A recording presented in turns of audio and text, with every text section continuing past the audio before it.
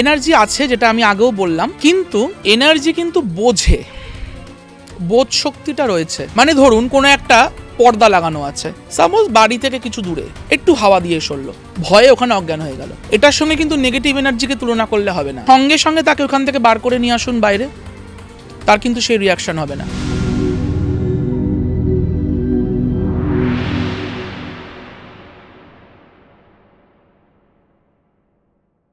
Negative energy মানুষের জীবনে কীরকম প্রভাব ফেলে?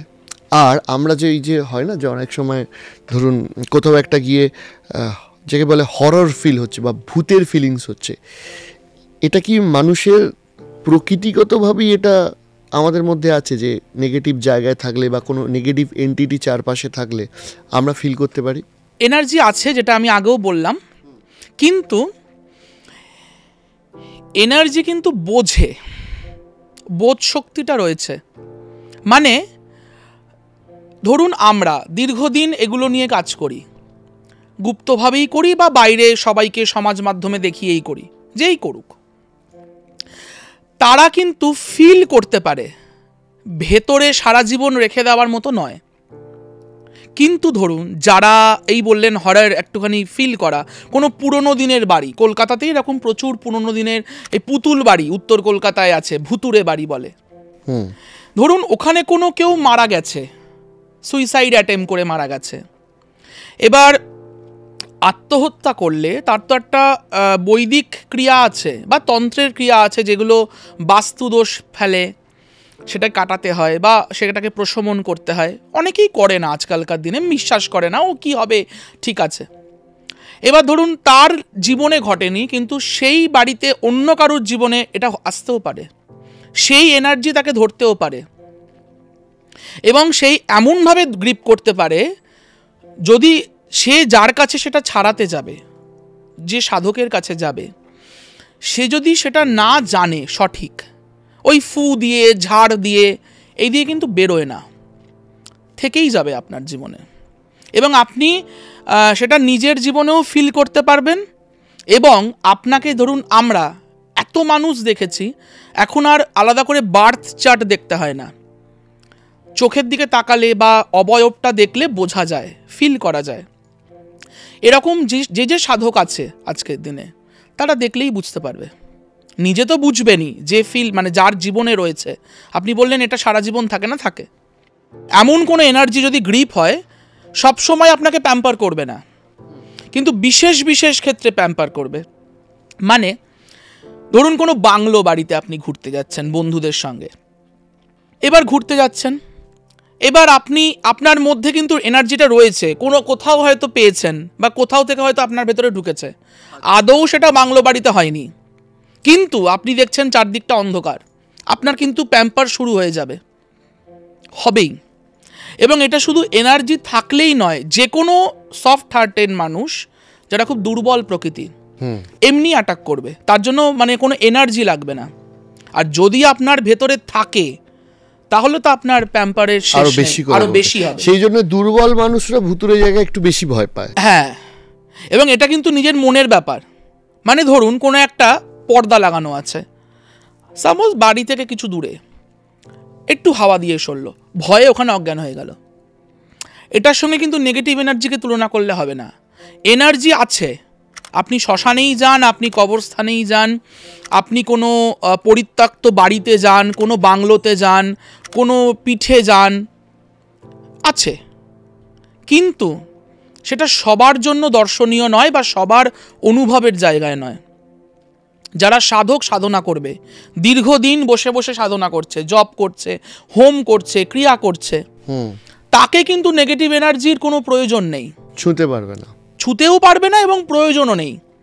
কারণ সে মানে শ্মশানের তো কিছু পরিকর থাকে, যারা শ্মশানটাকে গার্ড করে থাকে। এবার ধরুন আপনি অযথা তাকে প্যাম্পার করছেন, কোনো এনার্জিকে টানার চেষ্টা করছেন শ্মশানে বসে, আপনার ইচ্ছা হয়েছে আপনি কোনো বাজে কাজ করবেন, আপনি হয়তো বই দেখে বা আপনার গুরু, সাধারণত সদ্গুরুরা এরকম কাজ করে না, কিন্তু এখন অনেক গুরু এইসব দিয়ে দেয় ক্রিয়া, আপনি ওখানে প্যাম্পার করছেন তাকে, তাহলে কিন্তু এনার্জির একটা প্রভাব আপনার মধ্যেও পড়বে। সেটা আপনি প্রথমে না বুঝতে পারলেও পরে বুঝতে পারবেন। এরকম বহু সাধক এসেওছে আগে, যাদেরকে উচ্চকোটি সাধকরা বারণ করেছিল তোমরা এই কাজ করো না, তারা শোনেননি, বিপরীত তার রিয়াকশানও পেয়েছেন। এরকম বই গ্রন্থে প্রচুর আছে। তাই বলছি, মানে আপনি চাইলেই এনার্জি ফিল করবেন, বা আপনি ভুতুরে বাড়িতে গেলেই ভূতকে দেখতে পাবেন। ভূতকে তো দেখা যায়ই না, এরকম এনার্জি ফিল করা যায়। আপনার গাটা ভারী হয়ে গেল, এক্স্যাক্টলি আপনি নড়তে পারছেন না, আপনার শ্বাস নিতে কষ্ট হচ্ছে, কিন্তু আমি এরকম মানুষ দেখেছি যে সে বলছে যে আমি শুয়ে আছি, আমি বুঝতে পারছি আমার বুকের ওপর কেউ ভর দিয়ে বসে আছে, আমি নড়তে চড়তেও পারছি না, কিছু করতে পারছি না। আপনি এই ঘটনাগুলো কেন হয়? তার কারণ হচ্ছে নিশ্চয়ই তার মধ্যে কোনো এনার্জি প্রবেশ করেছে আগে, এবং এনার্জি প্রবেশ করার সঙ্গে সঙ্গে তার ওই সারাউন্ডিং চারপাশের যে পরিবেশ সেটাও হয়তো সেই সময় খুব গুরুগম্ভীর অবস্থায়, বা সে হয়তো কোনো জ্যোতিষী বা তান্ত্রিকের কাছে গিয়ে আগেই বুঝেছে যে তার ভেতরে কোনো রকম কোনো এনার্জি রয়েছে, তাতে সে অলরেডি প্যাম্পার করতে শুরু হয়েছে। তার ওপরে যদি ওই এনার্জিটা ভেতর থেকে জাগ্রত হয়, তাহলে তো সে মানে এরকম কথা বলবেই। কিন্তু সঙ্গে সঙ্গে তাকে ওখান থেকে বার করে নিয়ে আসুন বাইরে, তার কিন্তু সেই রিয়াকশন হবে না। এক্স্যাক্টলি, মানে এই বিষয়টায় গভীরে ঢুকলে আরও অনেক, আপনাকে রিকোয়েস্ট রইল আরও পরে আরও আমরা এপিসোড করব। আজকে আমরা একটু কাহিনীগুলো শুনছিলাম, প্রথমটা যেরকম শুরু করেছিলাম, আপনি একটা আমাকে নূপুরের আওয়াজ শুনে সেই কাহিনীটা বলছিলেন। আমরা একদম পডকাস্টের শেষের দিকে আছি, আমি আপনাকে শেষ করার আগে ওই কাহিনীটা একটু ছোট করে বলার জন্য বলবো, কারণ দুর্গাপুজো আসছে, বহু মানুষ খুব এক্সাইটেড। আমাদের ঠাকুরের কিছু কাহিনী যেগুলো প্রচলিত রয়েছে সেগুলো যদি আমরা একটু মানুষের কাছে পৌঁছে দিতে পারি। সেটা হচ্ছে যে আমার আদি বাড়ি বরিশা, শখের বাজার। আমার বাড়িতে 300 বছরের মা চণ্ডী আছেন, আদি ঘট আছে। তো আমি মানে আমার দাদুর যিনি বড় ভাই, বড়দাদু বলতাম, তিনি মা চণ্ডীর সাধক ছিলেন, শান্তি রায় চৌধুরী। তিনি পঞ্চমুণ্ডী আসনে বসে মানে একদম মাতৃ সাধক ছিলেন। তার কিছু বই বা সেই সময় আমার পূর্বপুরুষের থেকে বা আমার বয়োজ্যেষ্ঠদের থেকে শোনা কিছু কথা, যে আমাদের যে ওই ঠাকুর দালান, 3 তলায় আমাদের মায়ের ঘট আছে, বহু মানুষ, বহু ভক্ত ওই ঠাকুর দালানে নূপুরের শব্দ পেত। মা ওখানে হাঁটাচলা করেন। এমনকি মানে আমার যে এখন বসত বাড়ি, যেখানে আমার মা রয়েছেন, আমরা থাকি, এখানেও প্রচুর ভক্ত মায়ের দূর দূরান্ত থেকে আসেন।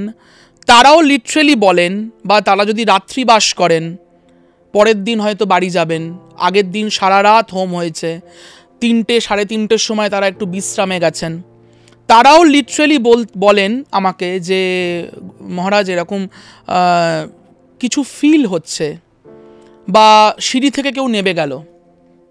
সেটা কে নেমে গেল, কেন নেমে গেল, কি প্রয়োজনে নেমে গেল, এত যুক্তিতে যেতে পারবো না, কারণ এগুলো প্রত্যেকটা মানুষের অনুভূতি। মানুষ বুঝতে পারে, মানুষ ফিল করতে পারে, সবাই হয়তো পারে না, তারা পারে।